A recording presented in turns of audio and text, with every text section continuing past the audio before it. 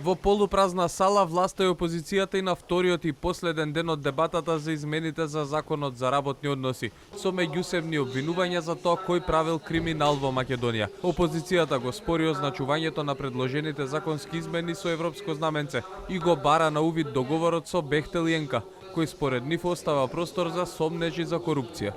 Не може да кажувате дека немало пенали, за 3 дена потоа да се потврди лично од премиерот дека се парите префрлени на ЈПДП и веќе се исплатени.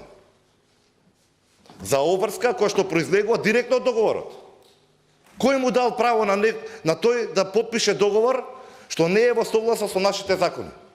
Ако Енка и Бехтел се добри во Хрватска, во Косово, во Албанија, во Србија, во Грција каде што е градено метрото, за Франција која што е предводник на Европската унија, види, молим те, само за ВМРО ДПМН не е добро.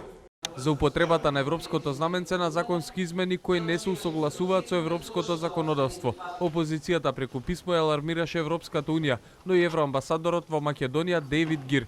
Гир пак со денови пред медиумите ја прекорува владата дека е пропишано како се користи европското знаменце и дека тоа не треба да биде случај со 5 законски измени кои произлегуваат од договорот за изградба на коридорите 8 и 10Д.